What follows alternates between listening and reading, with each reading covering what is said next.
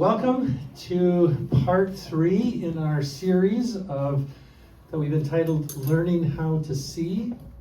We've talked about, can anybody remember what we've talked about the last 2 weeks? Yes.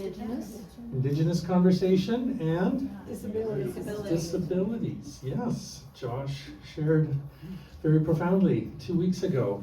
And today we're going to have, I think, a really interesting, engaging, and fascinating conversation around how do we engage with folks in our community that I think for some of us, we don't always know how to engage. Folks that are unhoused, struggling in different kinds of ways. What's our posture? How do we come alongside and be friends? And with the windows open, you see that we have our friends from Sparrow in our back parking lot. They are using the front of our church over the summer, which has been great. That's just been a really delightful part of the engagement here at our church in the last number of weeks. But we have with us some guests, and so I'll primarily let you introduce yourselves, but I will give the names. Jesse's, I think, going to start us off, and Jesse is the one who gives oversight to Sparrow. Is it Sparrow Inc. or what's the... Sparrow Incorporated. No, it's Sparrow Community Care Society. There you go. It's such a long term that I would forget it. So Sparrow for short. That's it. You have a great staff, by the way. We do. I've been really impressed with getting to know some of them, and the folks that make up this community are fantastic as well. Been really good to get to know some of them as well. To my right, sitting here, is a gentleman by the name of Blake, whom I just met moments ago, and I think we're going to get to hear a little bit from Blake. And then Brett is also an individual that I've had the privilege of getting to know over the last number of weeks. Maybe it goes back a couple of months where we had our first conversation, and I thought, you know what? I got to have this guy come and share a little bit of his insight from what he has been living and experiencing. And so we're in for a real treat. We have some wonderful folks here that are going to really share, I think, some heartfelt story and help us in our posture of love, acceptance, and understanding. So let me start our evening with prayer, and then I'm going to turn it over to Jesse.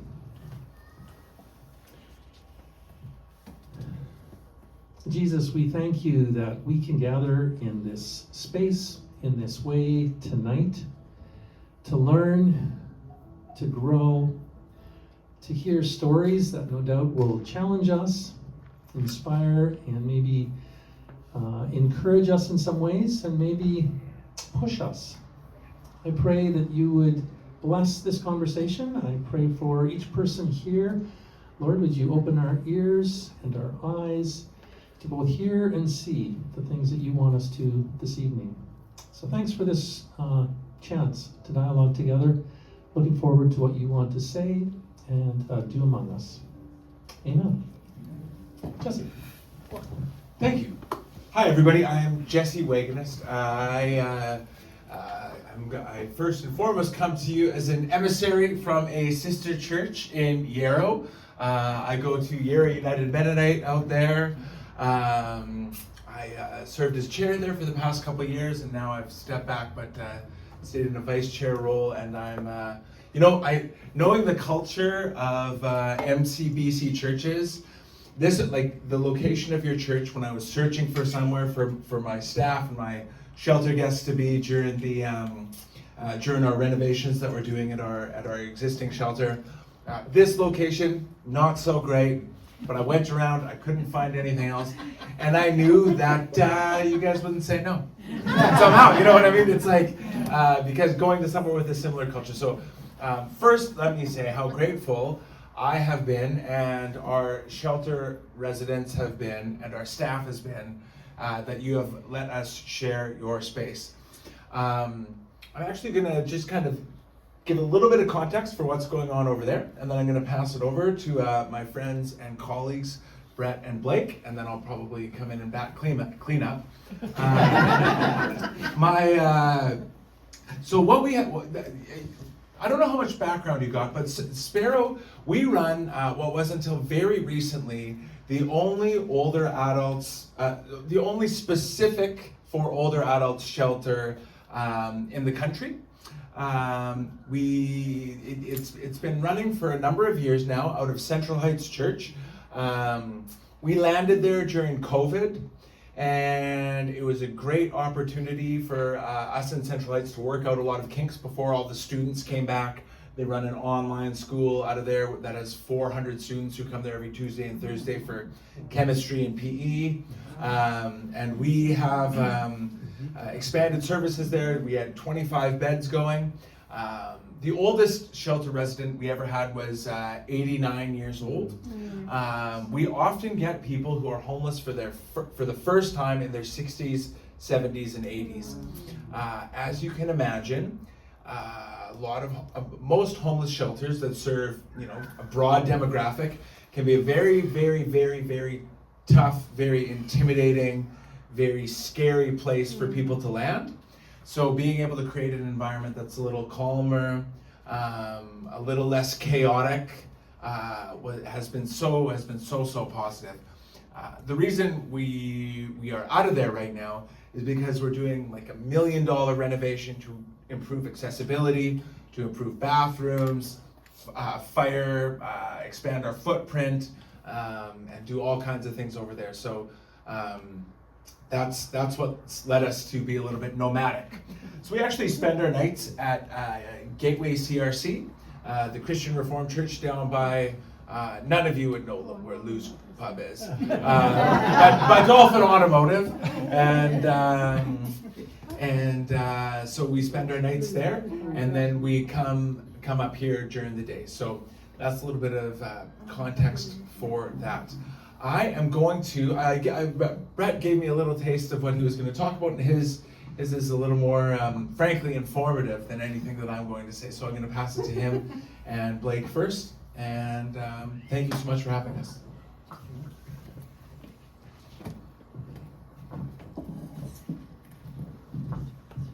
Hello, testing. How's that for sound? It's good for everyone? Cool. Yes, my name is Brett Van Bergen. Right now I'm a substance use counselor for youth aged 12 to 24 with the Impact Society. Up until 6 months ago, I was in Blake's role as the Drug War Survivors Coordinator, which does lots of work in activism and harm reduction, and we were doing some housing and shelter stuff. Before that, I actually worked at MCC, so I got to come to Emmanuel Mennonite Church and speak once about a program there called Circle of Friends. And I also worked at the Cyrus Center for a few years. Actually lived in like their Babbage group home with a bunch of previously unhoused teenage boys.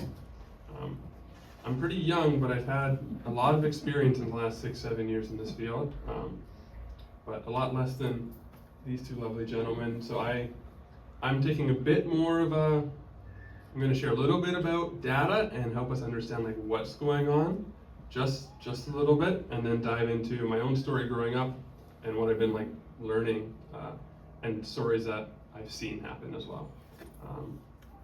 Also, I just want to shout out, I live at New Hope Community Services, which is a refugee apartment complex in Surrey. It's like a really beautiful place. Me and my wife get to live there as live-in volunteers. We have our own apartment, and then the rest of the apartments are filled with newly arrived refugee families that we get to neighbor with. So if you haven't heard of New Hope, there's a little plug for another really cool thing going on in the housing world. And if you want to eat really good desserts, a couple weeks from now, you can Google New Hope, and we have a dessert night fundraiser coming up where you'll get to meet some refugees, eat some desserts. My wife is the fundraising coordinator. I've been encouraged to share that information. But it's also housing, so I think it applies. Cool, let's get into it. Yeah, so from a broad perspective, I want to share a little bit of how Canada got to the kind of situation we got to with housing and homelessness. My wife actually always says, you can only love something as much as you understand it. She's usually talking about nature, flowers, gardening, etc. But I think it applies to housing and homelessness. I think just getting a little bit of understanding of the broader picture can help us move, sometimes I even feel it, frustration at individuals and move that frustration towards a system that I think most of these individuals are actually the victim of. I think that's good news because we can change a system that's broken. after a little bit of this data piece, I'll move on to sharing my own story. But first off, non-market housing. Is this term something that we're familiar with? No. Non-market housing? Okay. Non-market housing is any form of housing that is not the private market. So private market is generally your normal housing. You can buy it, you can rent it. Often corporations can buy like apartment buildings and rent them all out and make private profit. The other form of housing is non-market. So that's like public housing. You might hear low-income housing, low-income seniors housing, supportive housing, housing co-ops. That's all forms of non-market housing. And in the post-World War II years, Canada was actually a world leader for building non-market housing. And Canada went from these 40,000 units a year to 2,000 a year on a good year since then. So we had a pretty good percentage of non-market housing, and now we sit at 3% of our housing options being non-market, 97 being private. To put that into context, the international average is 7%, but countries like Finland, the Netherlands, Austria, they're sitting in the 20s and the 30%, and countries like the UK and France, who generally run things pretty similar to us, they're even in like the high teens. Whereas Canada and the US have both taken this private approach, and we're both sitting at 3%. So even when you double all of our non-market housing percentages, we're still below the international average. So when we look around at what's happening on our streets, I think we need to reflect that this is not normal. Like, there shouldn't be hundreds, close to 1,000 people in Abbotsford living without housing. In 2014, that number was a little bit over 100. Now the official number is around 700, but we know it's like a far undercount because Jesse runs the counts. We help them. We literally just go out in 24 hours and count as many people as possible. So we know that like 680 figure or whatever it is low. So when we look around and we see these massive camps, it's not normal. It might be normal for us. I've grown up seeing it, but I think it's important to remember there are many countries who have chosen different ways of building their housing platforms. That have, like Finland, watched what Canada did, followed our policies, and they went from a massive homelessness number in the 80s to today it's virtually zero. When homelessness happened, it's rare and it's brief because they have a lot of non-market housing. If I really wanted to get into this is like where my brain nerd geeks out. I love these books. I would share charts and all these stats and you'd be overwhelmed with information, but I don't think that's helpful, and that is not what Ed wanted me to do. So that part of the talk, I hope you remember that homelessness is a housing problem, not an individual failure. Non-market housing is the macro level solution, and hopefully as citizens in democracy, we can continue to talk in ways that might lead us to a more equitable housing prospect. But we're also individuals, we're average Joes walking around, and we're seeing stuff that might be scary. We're seeing people be dehumanized. We're seeing people live in conditions that we don't understand. We don't know if people are friendly. We don't know if it's rude to walk up to them. And now I want to share mainly the rest of my talk talking about those sort of questions. So my story. Growing up, I was primarily raised by my single mom. I was the youngest of 4 kids growing up in Kelowna. There were periods where my dad had a good job and was able to send money to us, and there was more periods where my dad was unemployed and could not support us. We were renters, often struggling renters. Many times, for different reasons throughout the years, we were evicted from a home that we lived in for a few years. And even as a kid, I could sense this like high level of stress every time we had to move, every time we got evicted. And it was always, I didn't understand it, but housing was always somehow so much more expensive than it was a few years ago. So growing up, this was my understanding what housing was. Something to be scared of, something that was precarious, something that was expensive. But luckily, I actually come from relatively a lot of privilege. We had friends that would give us washing machines and dryers, money, food. Our church would give us money. And so even when times are at the hardest, we had these privileges behind us kind of keeping us afloat, keeping us housed. When I was 17, I moved from Kelowna to Langley. I got into Columbia Bible College, and me and my brother were gonna go play basketball. And a few months before that, my dad got a job in Langley, and I decided to try living with him for the first time since I was 4 years old. Unfortunately, right when I moved out here in June, right after I graduated, he lost his job.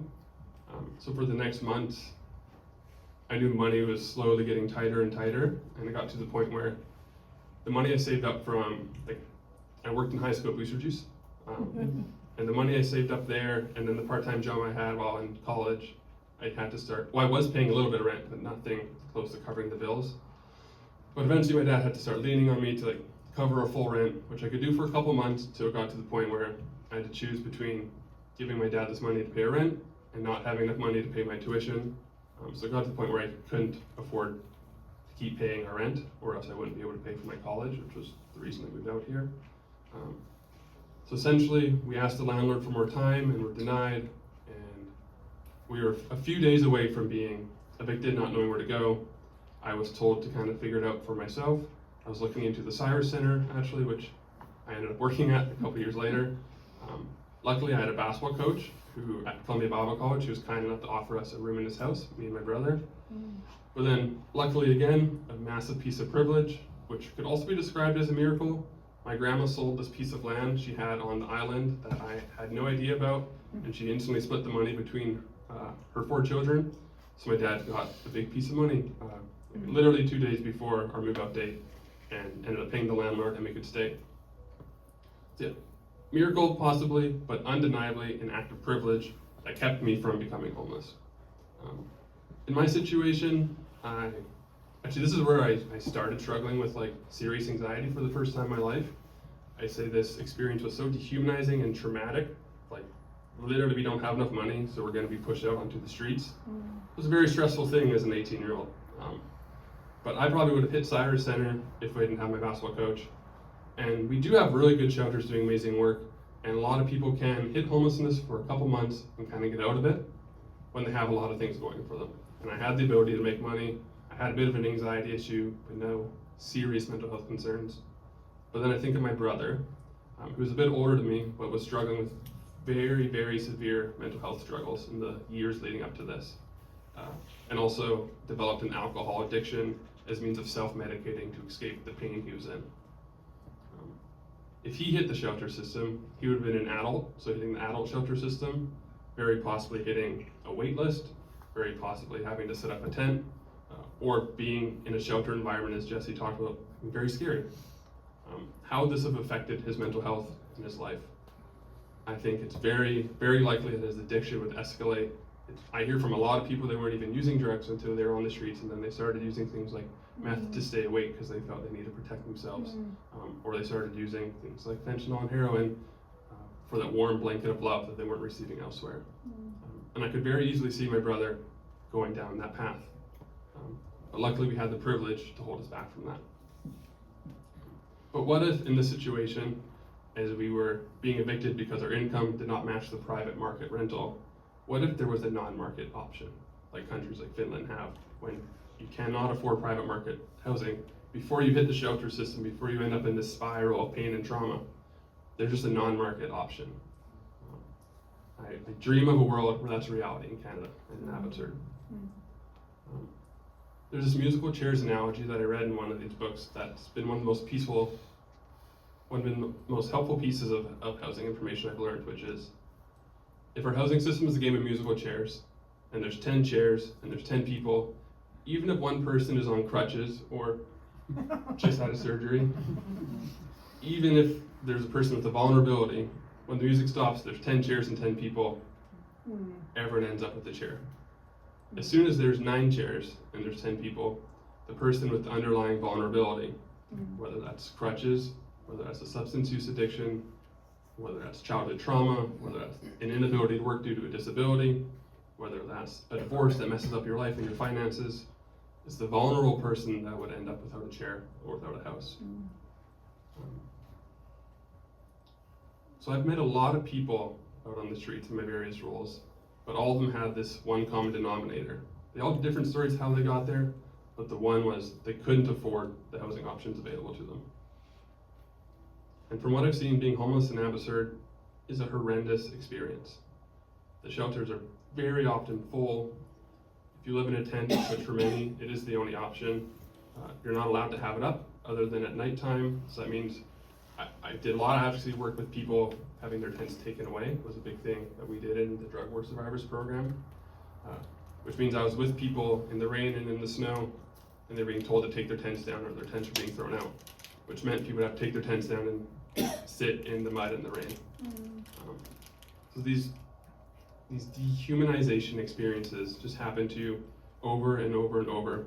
And I think of it as a snowball effect. Like, if housing is the top of the mountain, as soon as you get pushed off, you end up in this spiral of snowballing, of dehumanization, of trauma, of violence. I think women, specifically on the streets, experience unimaginable violence on a regular occasion. So you're in this snowball effect. And then we get to a point where even when the right opportunity arises, you're so battered and bruised and traumatized that it's really hard to even be able to take that opportunity. So say you wait through the wait list for detox, then you get through the next wait list for treatment, and then after that you're lucky enough to actually land housing after this massive wait list there. You may have, at that point, such mental health challenges that it's actually easier to be in a tent because that's what you know and that's what you're used to, because you've lost the normal experiences of humanity, of living in a home, of being loved. And there are people who are lucky enough and brave enough and powerful enough to get the opportunity and jump on it, and things do go really well for them. And it's sad that people's stories like Blake, who he'll share his own story, but that's the exception, not the rule. And yeah, it's really hard to see. I feel, even just working in this for 6-7 years, I feel traumatized, just like from what I've seen. And I think my worldview and like my lens of what I think our society is, it's a lot scarier than what I think a lot of us grew up thinking. And even my little brush up with almost homelessness, like when you don't have enough money, you don't get housing. I guess it's a scary reality. So in the face of this scary systemic failure of a housing system with vulnerable people being hurt and traumatized, what is one to do in our daily lives that are probably full of all sorts of good and busy things? And this makes me think of the chicken noodle soup guy. My time with the drug war survivors, I got to spend a lot of time at the City Hall protest camp, advocating there. And I was there almost every single morning at 9 a.m. as police and bylaw did their daily walkthrough. And every single Friday morning, this Asian man in his 60s or 70s would show up in his very old Honda Odyssey, and he'd open up the trunk, and he had pre-made like hot water and those noodle soup bowls that you just open the lid and pour hot water in. The only words I ever heard this man say was chicken noodle soup. And he made a radical difference in people's lives. And I'm sure he was driving around to other camps, because you'd be at ours for about 5 minutes, he would say chicken noodle soup over and over, and I have these vivid memories of people getting out of their snowy tents and walking over and getting both chicken noodle soup, thanking the guy, going back to their tents and eating it. And I think we need to have dialectical thinking here. I'm in my master's of social work right now. It's kind of like this word, dialectical thinking. My professor's been talking about it. Apparently it's really hard for us in the West to hold two contradictory truths at once. But yes, in the one hand, this is a systemic issue. We need like a major systemic change, and we actually can do it. I'm not saying we can make everything perfect, but we can make a system that is much, much better. But we're not saviors. As individuals, what can we do in the face of massive systems that we don't get to choose? As Anabaptists, we have a lot to say about systems, and we're forced to live in them. But on the other hand, little acts of love, of gentleness, of kindness, of chicken noodle soup are very powerful, unimaginably powerful. So in the summer, people need Gatorade, people need water. All the time, people need fruit and bananas and peanut butter sandwiches. People like getting loonies when they're asking for them. That's the nice thing to do. Coffee, tarps in the winter and in the rainy season. Tarps are huge. If you're comfortable, I think like back before I even worked in the field, I would go up to some camps and like kind of say hi, and with the understanding that it is a person's home. So like it's depending on who you ask. Is it appropriate to walk up to a homeless camp and offer help? Do you feel safe? Like these are all variables depending on who you are and your comfortability level. But you can leave a bunch of water, or you can buy someone a coffee. And these little things are powerful. And I think we need to learn how to hold both those truths at once of, this is what I've been learning. I'm not a savior. There's very little I can do in the face of all this horror. Even though as growing up, I might have thought, I'm gonna go out there and I'm gonna save the world and do all these good things, and I'm a Christian. And I've both learned that I don't have the power, and the power I do have is incredibly powerful. Because love, like it really does matter. I think of this advocate that I've gotten to know. His name is Guy. He lived on the downtown east side for 20 years, and now he's a somewhat famous advocate for housing, harm reduction, and recovery all in one. But he always tells the story. He actually came and spoke to my youth group at Highland Community Church, where I used to be the youth pastor at. Guy came and he shared this story of one Christmas morning. He was sleeping under this doorway in the rain, and this woman just like nudged him, gave him $50 and a cup of coffee, and she left, and he was just weeping afterwards. And it was this powerful moment of humanization. A person who experienced so much dehumanization over and over, remembering that he is a human and that someone cared enough to give him some money, Merry Christmas, and a cup of coffee, was one powerful moment of empowerment for him that actually helped him on his recovery journey. So yes, please remember that homelessness is a housing problem, that non-market housing is very, very important, but also remember, love is powerful, chicken noodle soup is powerful, Gatorade, tarps, water, bananas, those are all powerful too. And that's what I have to share.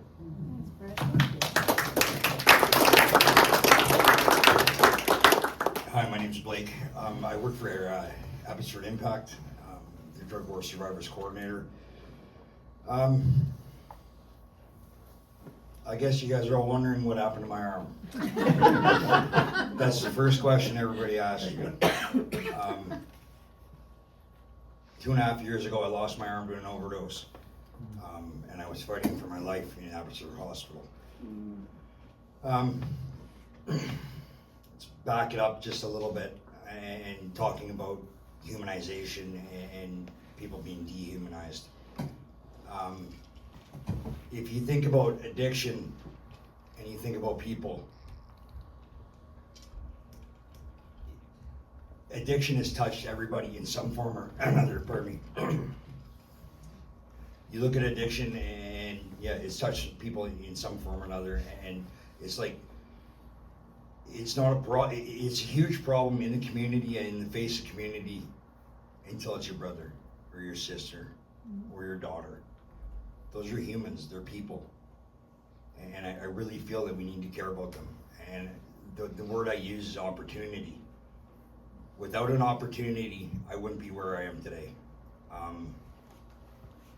Starting back at the beginning, I grew up in a loving home with parents that struggled. And when I talk about struggle then, it's not like struggling today. Because we had a house, they had jobs, but we didn't have their time because they were always working and trying to make ends meet. I grew up on a farm where I think we paid like $100 a month pad fees, but there was no electronics, there was no cell phones. When you got kicked out in the morning to go play, you didn't come back in until it was dark. And our nearest neighbor was, I think, 1.5 kilometers away. But all us neighbors would meet up and we would play war in the bush, or we'd figure it out. And those were some of the better years I had in my life. I was a straight A student in elementary and high school. And then I felt there was something missing. I just didn't fit in. So I started hanging out with this crew in the very backyard of the school ground, and those were the smoking people. And they smoked cigarettes. And over a period of time, my parents caught on to what was going on. They took me away I wasn't allowed to play sports. They thought that they could use those as motivational tools. I was pretty defiant. I think at around grade 9, I was arguing with my mom, and she said, "Why don't you quit school, get a job, and move out? Well, you still know everything." I was like, "Great idea. Let's do it." And I manipulated the system for many years to come until I was around 16. And the people I was hanging around with just kept getting worse and going to parties.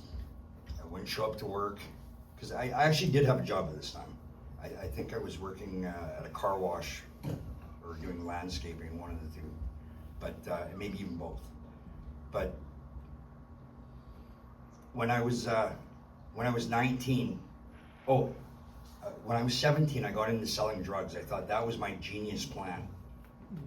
I could not only support my drug habit and my money needs, I could be Mr. Popular. When I was 19, my daughter was born. I thought that was going to change my life. And I really feel that I wasn't the father I should have been. She grew up without a father. I spent most of my time in jail because of the activities in my life.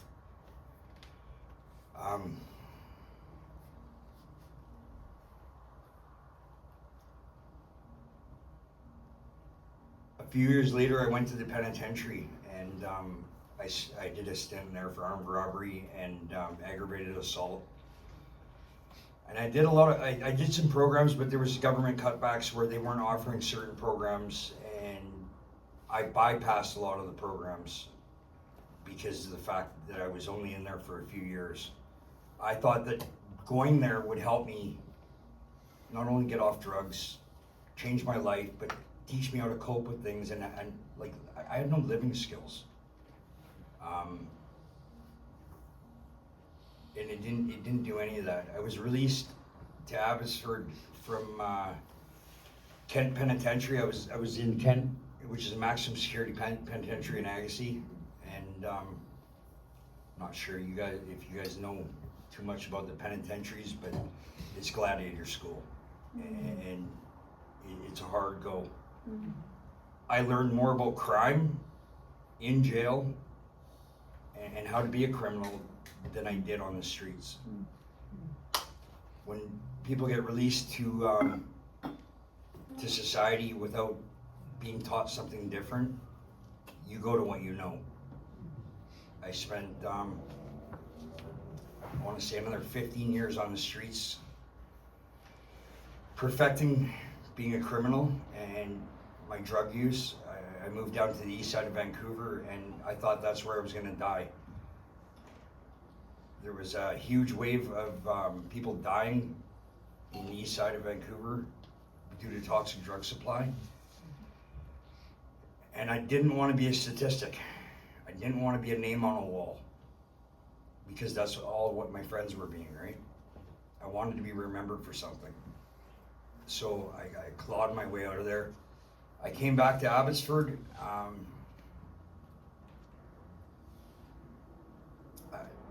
forgot, my dad passed away 15 years ago, and it was a huge part of me giving up. He was my best friend, and that was a hard thing to deal with.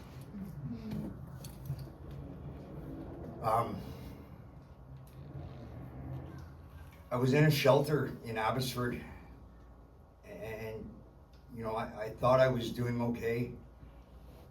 There was a big period of time I was in the Sparrow shelter, and like they helped me out huge, but pretty sure I even manipulated them. I took from whatever I could from the system, and only felt that I deserved more, and never took responsibility for my actions. Up until 2.5 years ago, when I was faced with a choice, not even a choice, they weren't even sure I was going to live. I fought for my life for 2.5 months in Abbotsford Hospital, and they finally came to me and said, well, we have to cut your arm off because you have a bone infection and a blood infection. And I was like, well, it's a no-brainer. Get rid of it, right? I'll figure it out. I still don't want to quit using drugs. That drugs had such a strong hold on me. I just wanted to get out of the hospital. I would tell anybody whatever they wanted to hear. I'll do whatever you want. Just leave me alone. And let me go for a cigarette, please. But they weren't doing that. I had a few people that came and talked to me and met me where I was at and gave me the opportunity to get clean. I would like to say that people that want to get clean in society today, it's a choice. It's not. To go to detox, to go to treatment, it's not that easy. it's really hard. You know, folks don't have cell phones. They can't meet with the addictions doctor 5 or 6 times before they get the phone call from detox, and then they get the opportunity to go to treatment. I got to go to treatment because I knew somebody that runs a treatment center. I went through treatment in Surrey, and then I was given the opportunity to work there, facilitate programs, and I was a driver for a year and a half. I was too scared to leave until I knew there was something better than staying in the recovery bubble, or like the treatment center bubble. And I wanted to find out what that was, right? Like that was my launching pad. I wanted to find out what life was and enjoy life. I have a 27-year-old daughter, 2 grandkids that I love more than anything, a 5-year-old daughter, and my 5-year-old has never seen me use drugs. My grandkids have never seen me high. I really feel that it's an opportunity and to treat people like humans, right? I see people all the time stepping over somebody that's overdosing because they don't feel that's their problem. How did society get there? When did we stop treating people as their neighbor, as their friend, and community, right? I left the treatment center a year and a half ago. No, a year ago. And I had the opportunity through a friend to start working as a tenant support worker at a supportive housing building in Langley. And I work with individuals there to try and meet them where they're at and help them in their day-to-day struggles and treat them as humans. Because just because they have addiction does not mean that they're not people, right? 6 months ago, I was given the opportunity to be the shelter supervisor for an EWR shelter here in Abbotsford. We ran that for 3.5 months, and even though we didn't complete the season, I feel it was a huge success, right? Housing 20 individuals every night that we were open, that to get somewhere to get out of the cold and somewhere for a safe space for them to have a meal, get dry, and feel like a human again. Then I was given the opportunity to take over Brett's role as Drug War Survivors Coordinator. And I'm an activist for actively using drug addicts and people in that group that want to give back to the community and show the community that they're not just drug addicts, that they're people too, and want to help. The individuals that we work with, that's all they want is to help, right? I feel that, you know, when I always tell my group, like, and I go to meetings 5-6 days a week. And one of the biggest things I've learned is when you're struggling, when you're having a hard time, 3 things you need to do: help somebody, and help somebody. And for me, that's been huge, right? Like I didn't know what my purpose in life was going to be when I left the hospital. I thought I didn't have a purpose, right? I thought, like, what am I going to do? I can't even tie my shoes. How could I ever drive a car? As some of you guys notice, I have a sports car. It's automatic. I have another car that is a standard, but it's an upgrade from the shopping cart that I used to have carrying my 10 right? It's opportunities that I feel we need to give each other. Thanks.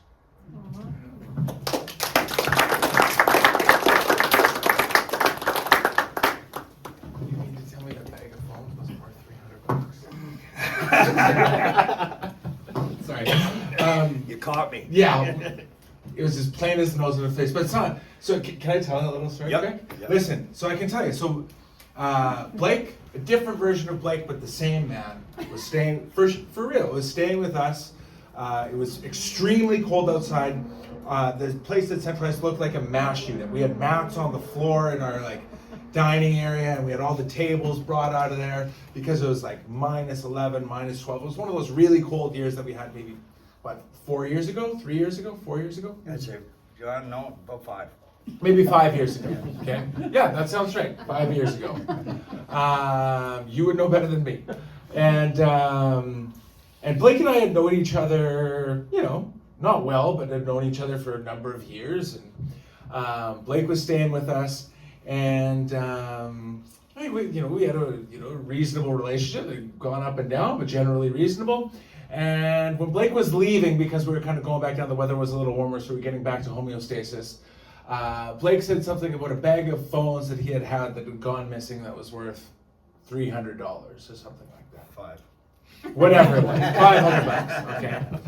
And I remember going back and forth about it, and I was hoping like, maybe this will just go away. Because,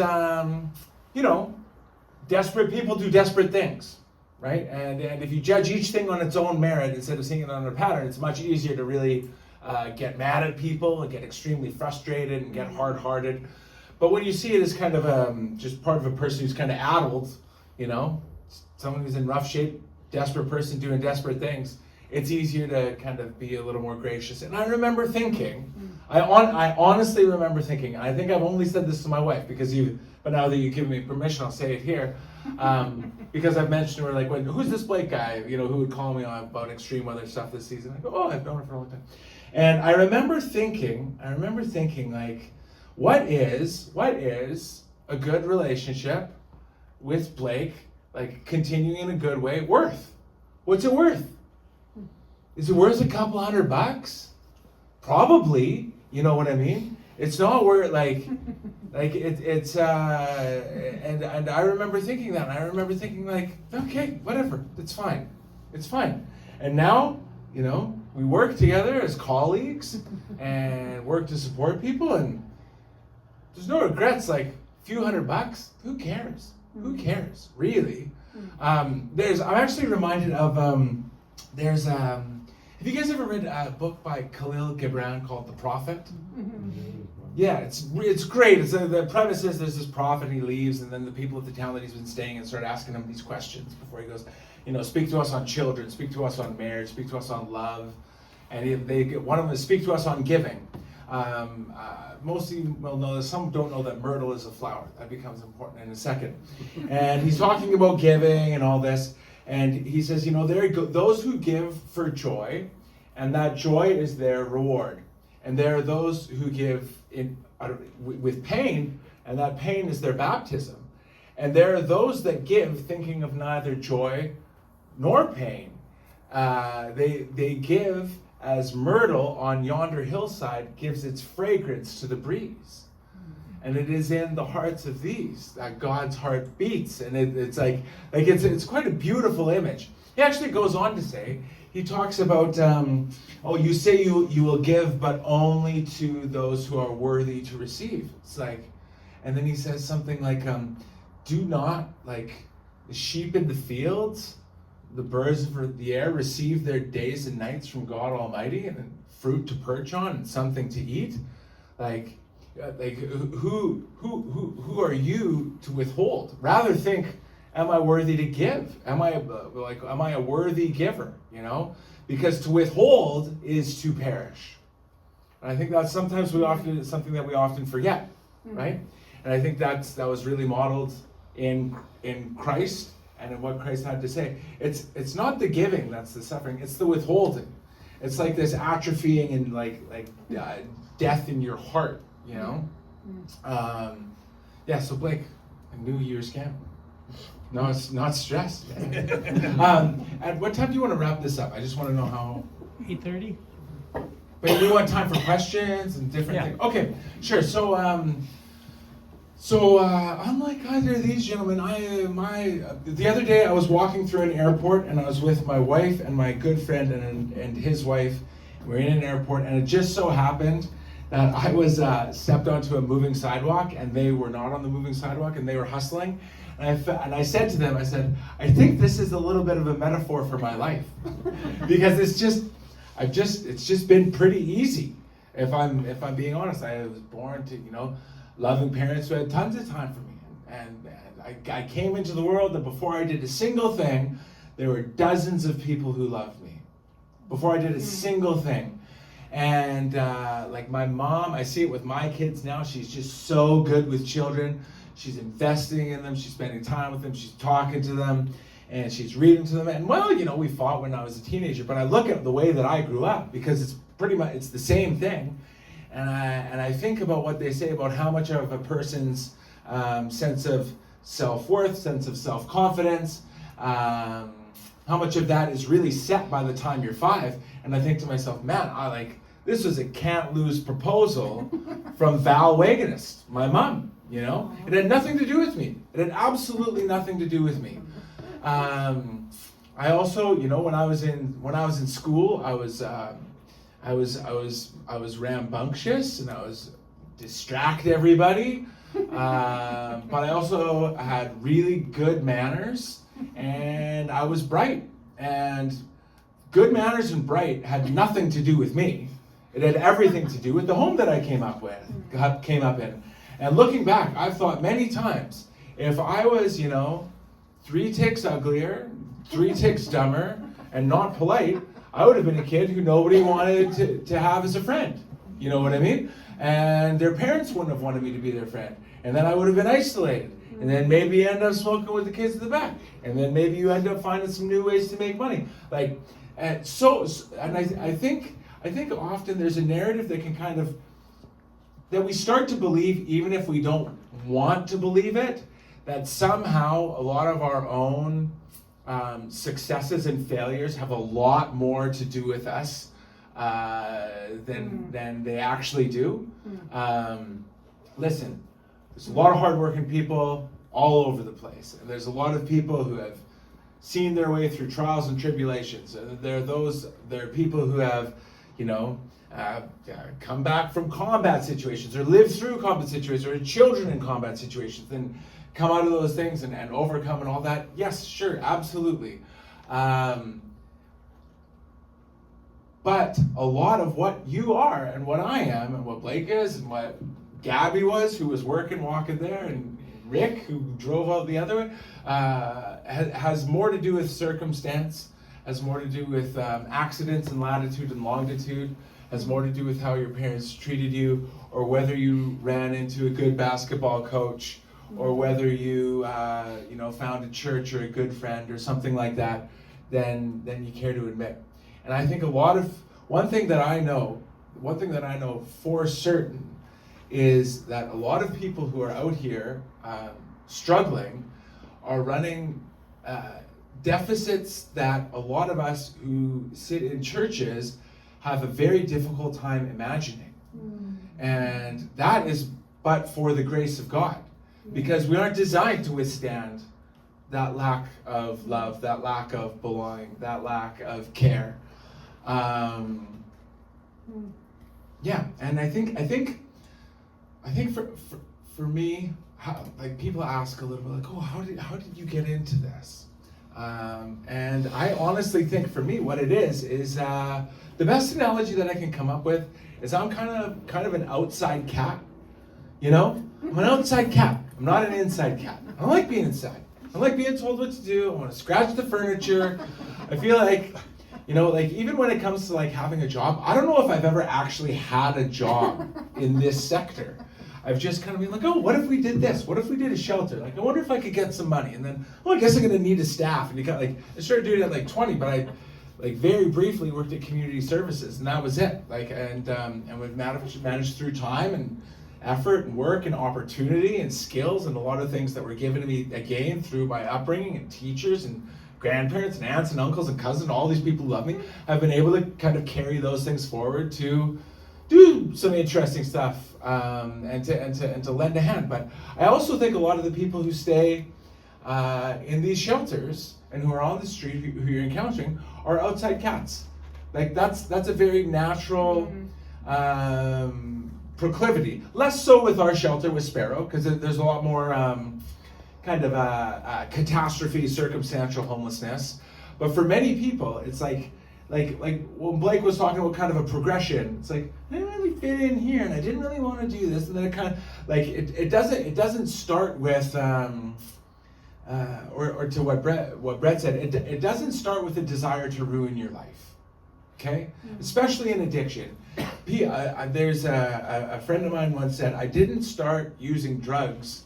How did he put it? He said, I didn't start using drugs and then my life became terrible. My life was terrible, so I started using drugs. Mm-hmm.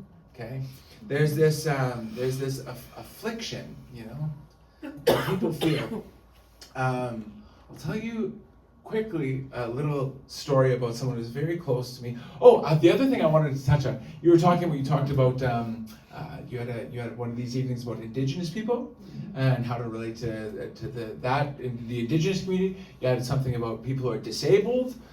You're going to have something about differences in gender and sexuality. You're going to have another talk about what? Racism. About racialized groups. All of those groups are overrepresented in the homeless community. Okay, so there's this exclusion that really puts you more at risk to ending up out on the street. Tell you a little story about a friend of mine. Did you know Marilyn? Mom? Yeah. Did you know her? Yeah. So there's a woman who I met. I don't even remember how I met her the very first time. There's a woman named Marilyn. Now, I probably met her for the first time maybe 13 or 14 years ago. So I would have been 25, and she was somewhere in her early to mid 50s. And she was about 4'11", and she was an Indigenous woman. And one day, at the time I was doing, we would do these dinners on Saturday evenings in Jubilee Park. And then after everybody had eaten and talked and everything else, if you wanted to stick around, flip up a cart. It's like a pulpit thing. We just talk a little bit about like I'd read some passage out of John or something. We chat about it. And so I'm doing it one day, and she's sitting kind of right there, quite intoxicated. And I said something, like the instant something clicked in her that I was like a churchy, authority-y figure. She, as my friend Jackie later put it, called me everything but Catholic. And she started yelling at me, like really lighting me up. And it went on for probably about 45 seconds, which does not sound long. But if you started yelling at me, 1,000, 2 1,000, 3 1,000, and nobody interrupted her. Nobody interrupted her. We just said, and then eventually she collected her things, she got up, and she marched out of there. The same exact scene happened the next week. The same exact scene. And then the same exact scene happened a third week. And then on the fourth week, she sat there, and I came and I introduced myself afterwards, and she gave me a big hug, okay? She had it turns out, Marilyn and I became very good friends over the years, and she had been, she'd attended residential school, she had, served just whatever, her life read like a page of the Truth and Reconciliation Commission. She had a daughter who had last been seen on the Highway of Tears in like 1973 or something. She ticked every box of vulnerability. She's Indigenous woman, alcoholic, learning disability, fetal alcohol spectrum disorder. She had survived dozens of rapes and abusive relationships, and she was just in terrible shape. But there was something that happened with this relationship with me as a young guy. It's like, so I was 25, university educated, my life is a boulevard of green lights in front of me and a boulevard of green lights behind me. It's all gone really, really, really well. And when we would sit with each other, I would see her around and I'd pick her up and give her a ride to where she needed to go. But the imbalance The imbalance in that situation was so broad that it completely disappeared. There was nothing I could offer her. Nothing. I had nothing to offer. The only thing I had no insight. I didn't have money. I was just graduated student. I didn't have anything. And she had nothing to offer me. Zero. The only thing that either of us had was ourselves. That's what was there. That's what was left. Everything else was gone because it didn't matter. And that was a really illuminating thing about that relationship, and it really showed me a lot about value, about where my own value comes from. Because there's one thing for sure. It's neither one of us was more valuable. That's really apparent when you sit across from someone. You know this when you hold a baby. You know what I mean? Or when, I don't know if you guys have any people with Down syndrome at your church, but when you meet someone with Down syndrome, they come and they give you a big hug and squeeze a little too hard, it's like, it's awesome. It's just so nice. And no one would ever feel like the baby or this, guy with Down's giving you a hug or whatever it is, or a child. You don't feel like you're more valuable or less valuable than them. You feel grateful for what they're offering you, and grateful that you can give something back. And but we lose sight of that a little bit, don't we? We lose sight of that when we become adults and we see people who we think, even if we don't like to admit it to ourselves, we kind of see people and we think that person is less valuable than me. And it just simply isn't true. It just simply isn't true. And it's nice when you can really get to know that and someone opens themselves up to you and kind of shows that to you. There was a time, it was at a time back then when you could get someone into, there were still really crappy apartments in Abbotsford. You remember the Bonnie Lee? No, you weren't here for the Bonnie Lee. Do you remember? It was on Switzer Avenue, right across from Jubilee Park. It used to have that alley back. There was an alley back there that was like the epicenter of drug trade and sex trade and everything else. That. You were here for that? Yeah. You might have caught the caught the tail end. Caught the tail end of it. So I managed to get Mom, and everyone called her Mom. I managed to get Mom and her old man Wayne into literally the worst apartment in Abbotsford. It was on the bottom floor, on the corner, right on the alley, with a sliding door that didn't lock. Oh, it was brutal. It's just brutal. But we got her in there, and she actually passed away in a blanket at Jubilee Park. It was summertime, and when I think back on what that relationship meant to me, it's so special because it became kind of like a blueprint for understanding more or less everybody.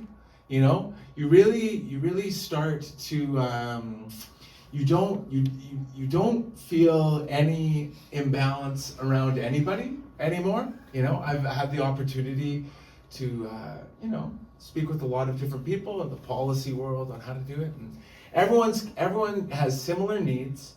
Everyone desires similar things, and the things that you can offer to people don't change. So, like you were saying, how does this translate practically into how we respond to things like homelessness? Because there are other things that happen. Okay, so I wouldn't want to live next to a group of homeless people, but you know why? Because people using the sidewalk as their restroom, and there's a bunch of garbage. People are sleeping and people are fornicating, and well, listen, we all do some variation of all of those things. We just do them at home. So when we have supportive housing units that go up and like, I don't want to live next to a bunch of homeless people, and that's the opposition, I say, me neither, let's build it. That's the right idea. I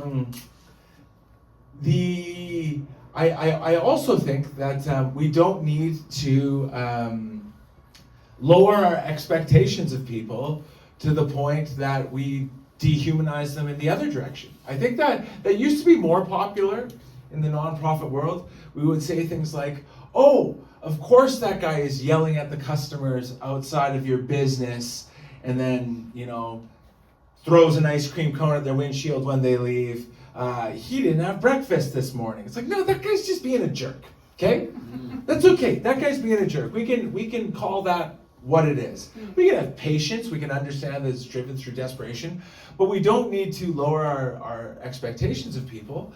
But how that looks is different if you value someone, okay?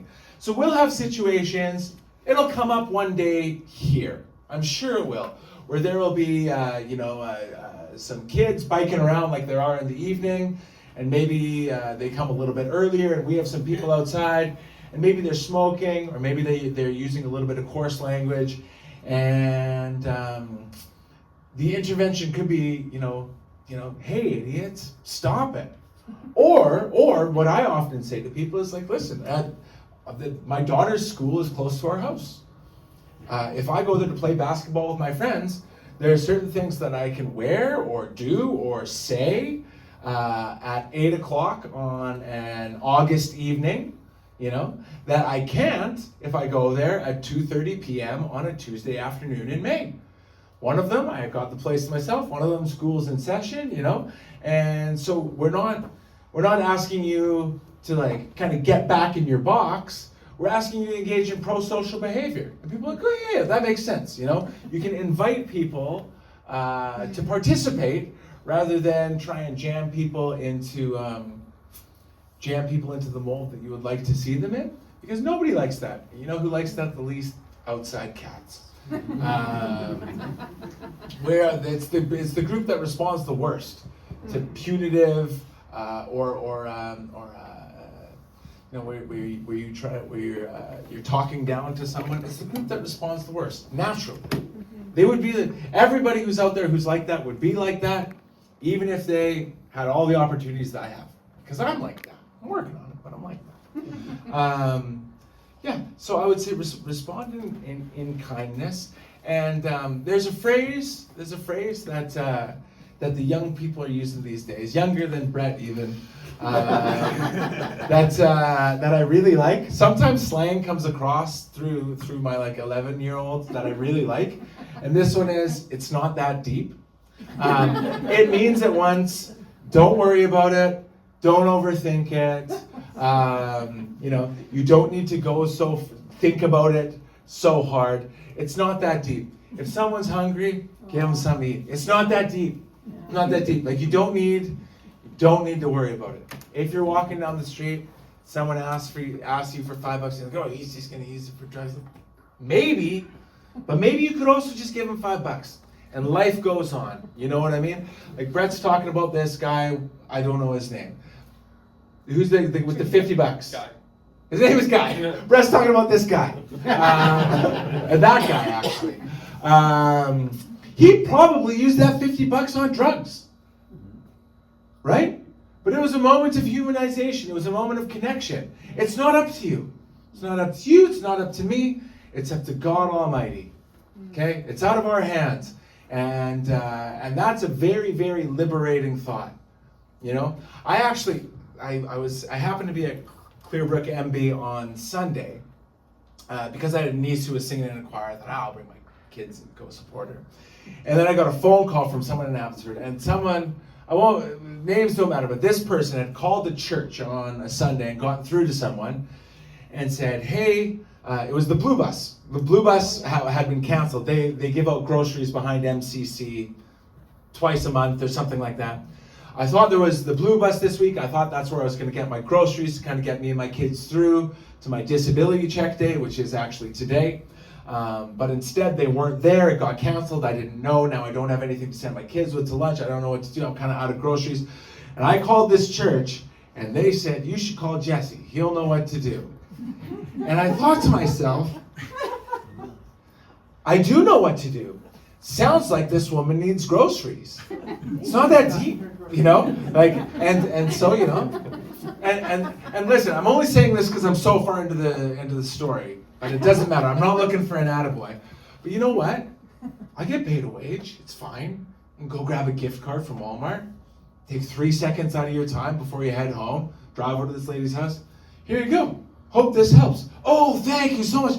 It literally cost me 2 hours of my work time. It's nothing. It's fine. It's fine. I'm still going to make rent. I'm not even taking milk out of my fridge and giving it to her. It's like maybe I don't buy a convenience meal twice or something like that. It's not ours to overthink. You know what I mean? It's ours to give. If we are, and it's such a joy. Let me tell you something. It's so liberating to start thinking that way. It frees you. It's like takes the shackles off your heart. It takes the ceiling off of like the limits of how much you can love and care for the people around you. You get to walk around just totally open. You know, I remember very distinctly as a kid hearing the story of the prodigal son. You hear it over and over. People go, are you a younger son or are you an older son? Are you like this or are you like that? And I remember thinking like, that is so dull and I can't, but like the dad, that seems awesome. Like this guy's like, oh, like that, this thing you asked me for your inheritance, that hurts me, but I'll give it. And then he spends the next years with his oldest son, working side by side with his oldest son, but he's still waiting for his youngest son because he loves him. He's not putting up defensive walls about like, oh, how could he have done this to me? Like so many of us do for our family members.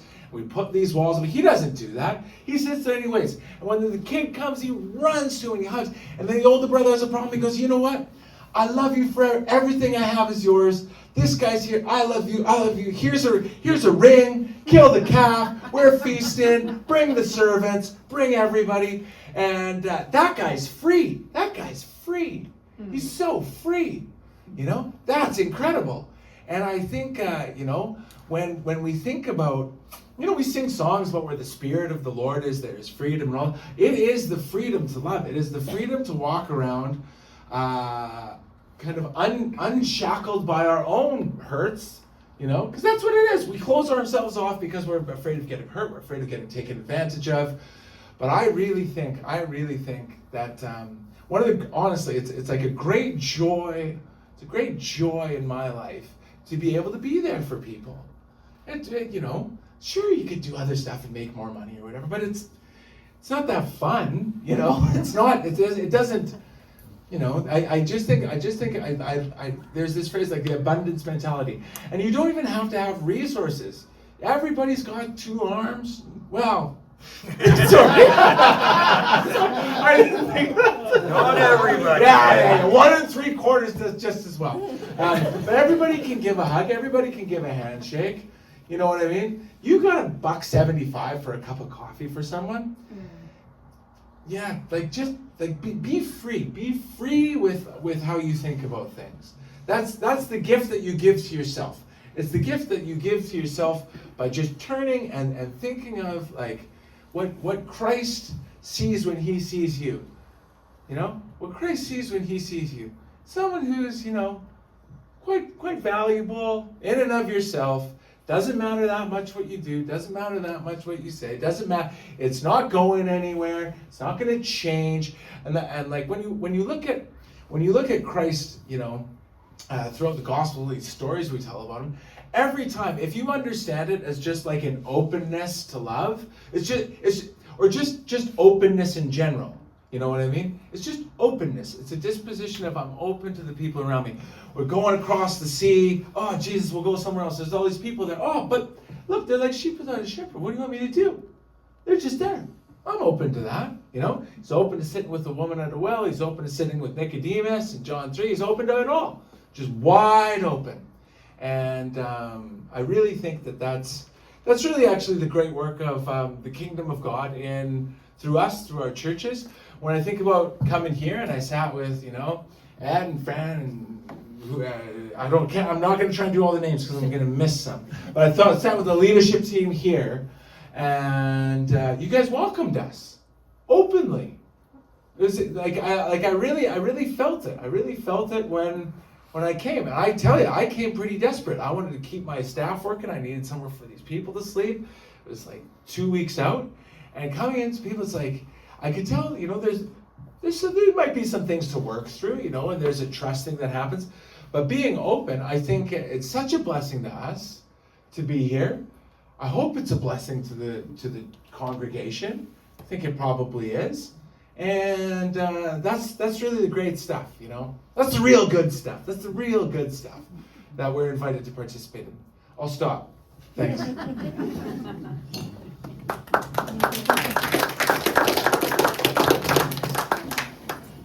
Yeah, so have a seat. Thanks so much already for all that you have offered us. We're going to open it up to questions. The only thing is you do need to use this so we can hear you. Who would like to start? Something that's been probed in your mind. Could you just give a short sort of history of a sparrow? What got you to decide to have a shelter specifically for seniors or for older people? Sure. So I guess it would start many years back. There was a shortfall of extreme weather shelters, and the only shelter at that time that we had in Abbotsford was the Salvation Army. And it was getting very cold, and they were getting overrun with people.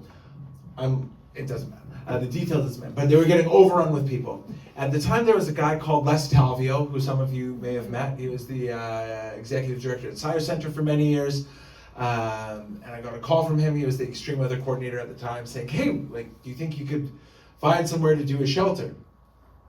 And I hit, for the first of what's been many times in my life, hit the rejection trail, I like to call it, where you go from church to church asking for somewhere to stay, and they give you all the reasons why they can't do it. And then I thought of MCC, and I knew a lot of people there, and I'd kind of been involved with what they do over there for a while. And we got some space in their warehouse, which immediately filled up. We had people sleeping on the shelving, and I thought, this is unsustainable. So I marched down the road, and this is a moment I'll actually never forget for as long as I live. Again, I was probably 25 or 26, maybe a little older. Maybe I was late 20s probably. And I marched into Gateway Christian Reformed Church, and it was a Monday morning, and I walked in, there was a guy sitting in his office. His name was Marcel Direct. I introduced myself. He said, "Yeah, I've seen you at these community meetings or whatever." And I explained our need, that we needed a shelter, and he hit the table and he said, "Let's go see how we can make this work." And I almost cried. For real. I almost want to even cry thinking about it, because the first time was just like, wow, okay, yes, that sounds great. And we ended up sleeping in their gym. The next year they decided to take over operations on their own. And I thought, okay, maybe we could do something else at MCC a little different. And there was a guy, you remember Mario? Mm-hmm. There was a guy named Mario, and I would buy myself a single can of beer from what used to be the liquor barn, probably 3 times a week. And there was a guy always standing there named Mario, who was collecting bottles. He was one of the harder working guys. You might have even seen him. He would have overrun with bottles, pushing his buggy. With Mario, I would be the same thing every year. He was a little older guy, and he would come in to the extreme weather shelters, and he'd do well. And then the instant it got over 0 degrees, those shelters would close. He would go outside. His immune system had relaxed in the week he'd been in there, and he would go outside. He'd be cold. He'd be wet. He'd get some case of pleural pneumonia. He'd end up admitted onto sham 2 in the hospital for a week and a half, and then he'd go back out. And I thought, it's so dumb that we do it this way. And I knew a number of people who this would happen to. Those hospital beds are so expensive. I'm not a very compassionate guy. I'm more of a dollar and cents man. It just seems so dumb. It just seemed like such a dumb way of doing it. It was needless suffering. And I thought, hey, maybe we could do something for the Marios of the world. Open up something for these older guys. So I had some connections through BC Housing and this and that, and I was like, no, we can do it. And I tricked MCC into giving us their warehouse space, little space in the warehouse. And that's how it started. And it was going to be just for men. But the day that we opened, Joy Collette? The day that we opened, Joy Collette, a woman who I'd known for a long time, she was sitting outside on the curb. I thought, oh, Joy, you just got out of the hospital? Like, where have you been? She's like, yeah, I was in the hospital. I had heart surgery, and now I'm out. And I go, well, where are you sleeping tonight? She goes, I don't know. I go, well, we just opened the shelters. That's how it became co-ed. And we were only open overnight, and it was a shelter in a can. We had a 20-foot sea can, and we would take all the stuff out of the sea can in the evening and set it up in the warehouse. And then we had to pack it all back up by 8 a.m. because that's when Mrs. Duick, the Mennonite fairy godmother, would come and wave her wand and turn it back into a warehouse. So that's how it started.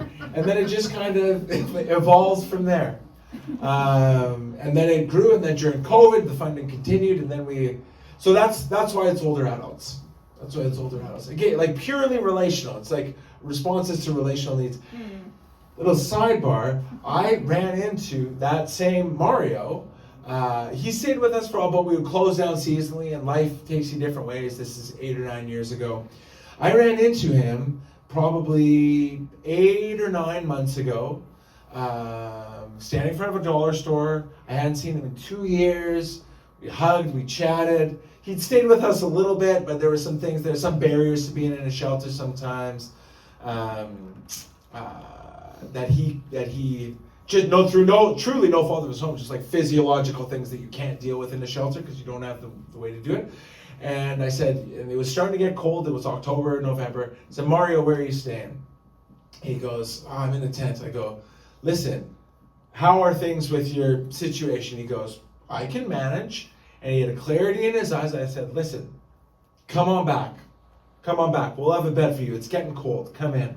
And he came in, and we equipped him to manage his situation, and he did. And he spent, I've got some great pictures of him during our Christmas party. We do a gift exchange, and he did really well. And then his health took a sudden turn, and then he went to the hospital.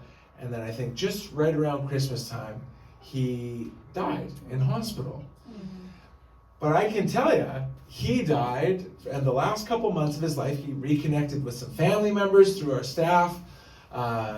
He kind of had a nice little denouement to this part of his story. So it was really nice. It's really nice for it to come kind of full circle, because it was him specifically that made me think to start for older adults.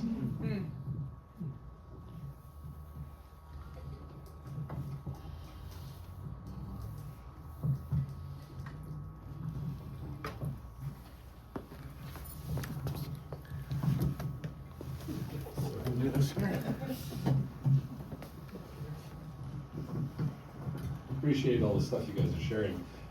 Just got back from a trip to Europe, and in Austria they're pretty proud of their social housing system. I happened to actually read about it a while back because I'm reading travel guides in preparation for the trip, and the history goes back to the end of World War I with widows coming back with no housing, and the fact that 60,000 guys were the only guys who got to vote in elections in Austria for their regulations, and they owned 90% of the real estate, and they would rent out the rooms by the hour. You would have a room rented out 8 hours a day. 3 different guys would rent that room, and exorbitant rates of rent. They got a socialist government in.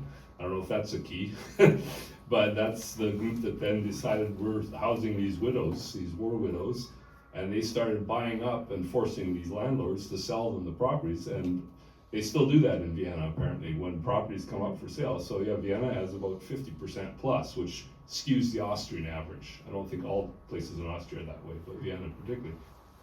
No idea how you're going to do that in the lower mainland, but it's a goal to get more housing. The question I have is maybe more in the media recently, a lot of flack about the hotels that the BC government bought and provided housing for, and things just went terribly, terribly wrong. Do you have some thoughts about that? My personal feeling from the way you're talking is it's about relationships. You're not getting the people any kind of relationships if you just throw them into a box. I'll be really quick, and then I'll pass to Brett if you want to talk about this. So I can tell you, I have it saved in my email inbox, an email from many years ago, a couple of mayors ago, to our mayor about Main Street Equity buying up apartment buildings in Abbotsford. You'll see the signs everywhere. Purple and green, Main Street Equity. They're buying up all what was once the low-income apartment buildings, and then they slap a coat of paint, throw some crappy laminate on the floor, and then they jack the rents up. And then they jacked the rents up. At the time, Main Street owned 2 buildings. Now I think they own 17 in Abbotsford. And I mean, it's not unique to Abbotsford, but the canary in the coal mine was easy. It was easy to see it flop off its perch if you were looking. But I think people weren't looking. People took their eye off the ball, and now we're in a situation that is very difficult. I'll let you talk. Oh, Brett. Yeah, my program at MCC did kind of exactly what you're talking about, trying to support people socially as they transition into housing, like with friendship supports. Because, yeah, as I mentioned before, the snowball effect that I see once people are living, in situations that humans should be living in, it can be really hard to go back to housed, being just a housed person. And we are in a pretty difficult situation, like 40 years down the road from some policy decisions that it'll take a lot of years of investment before we see like consistent results. And I mean, our current Prime Minister ran on a very impressive non-market housing platform that, well, very impressive for Canada, ones that we haven't, like numbers we haven't seen in like 40 years. We're waiting to see if promises turn into reality. But it is challenging once we've allowed people to suffer so much. It is challenging for people to transition back into housing. But programs like MCC Circle Friends is trying to answer that exact question. Would you say the downtown east side, moving into an apartment, sets you up for success, Blake? Yeah, that's funny you say that. I was thinking about when Brett was talking there, and the question that you asked. The BC housing model of supportive housing that they started in Vancouver was pretty much just to hide people for the Olympics. Now that model has never changed. They still use the same model today that they used back when it was started, and everybody thinks that it's broken. The system's broken. I'm going to tell you, the system works exactly the way they designed it to work. So on their part, they feel there's no system failure, and it's absolutely wrong, right? It's sticking people, like I said, I'm a tenant support worker in a supportive housing building as well, and I don't agree with the way that most buildings are run. I don't agree with putting drug users in a warehouse so they can die. It's not beneficial, and all it's doing is keeping people out of the public eye. That's all it's doing. It's a pressure cooker of despair. I really think that's a lot of what's happening.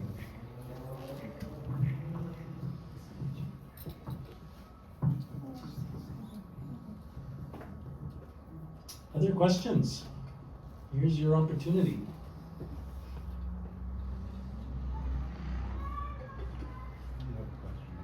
Yeah. Thank you very much for emphasizing the importance of humanization and also the inspiration to just be freer. It's not that deep. So thanks. Thank you very much. I see we're right up against it. Ed, did you do one of those Summer in the Psalms sermon? Yes. Last summer? I did. Okay, and you walked the Camino. Yes, I did. Okay, I've got just a little story from Ed, okay? Because I remember this. So I go to Yum, and I remember seeing on your, like, when they were queuing up the video that it was only like 14 minutes. I'm like, okay, I can listen to this. I don't need to go wander around somewhere else. So I'm watching it, and I remember you were talking about, you were contemplating a certain, like, a group that's typically excluded and how the church responds. and you were walking the Camino. You were many days in, and I guess you heard one song, and then you heard another. Then I don't remember what that was, but then you heard "All You Need Is Love" from the Beatles, and you just had an emotional response to it, and it became quite clear. Okay, and I turned to my wife, and I said to her, I said, "That is some tired and hungry thinking." And what made me think that is I do some like really long distance running, like 200 kilometers over multiple days, and you get tired and you get hungry, and in those moments, I've had times where you start crying, like, oh, did I ever really get over the death of my father? You know, it's like why you do it, you get depleted, okay, and there's something about that that state where you actually don't have the resources to clutter your train of thought, you know? It's like you actually, it's like the clarity is just right there. It's the most basic thing. It's that you can only think this far in front of you. And what you find is like, it's actually all of the other things, the peripheral things that occlude that. And so when I said is, you know, that's a tired and hungry thought, what I meant is like, that's really like worth something. That's like a value. And really, I think, you know, that goes, it's not that deep. Don't overthink it. You know, it's so clear. And so yeah, I just thought I didn't put that together until like 2 days ago or something. That I thought, oh, I think that was Eddie said that. So yeah, because, yeah, that's nice. You just stole my thunder from 3 weeks from now, but that's okay. Oh, sorry. Should have spoiled the answer. Just kidding. No, that's great. I think Blake, did you have something you wanted to just add there? I was just gonna say, talking about humanization, it reminded me, like the littlest thing that you do for somebody, when in addiction and living in shelters, and I'd already given up, so to speak, and I think a lot of people could agree I was pretty angry. I had a worker, an outreach worker, that she used to bring food. And she was one of the workers in the shelter, but she wouldn't give cigarettes or money or anything like that, but she would give her time. And I thought, I don't like this lady. But every time I'd go in there, she'd be like, how's your day? I'd like, grab my food and I'd leave, right? Now this continued on for, I'd say about 3 weeks. And every time it was, how's your day? Grab my food and leave. And then she stopped doing it. And I was like, how was your day? She's like, I got you. So it's just the little things, right? Like she's one of my dearest friends today. And who I speak to daily. She's almost I would say like a mentor to me, right? Working in this field that I am in now. So it's the little things.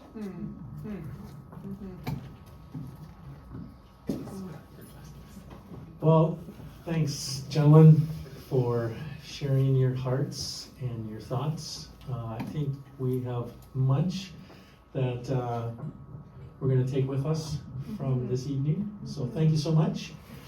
Thanks, everybody, for participating. I'm just gonna hold your hand.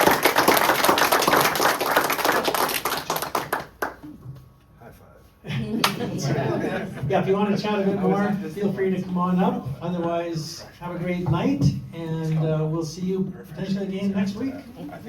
Thanks for coming.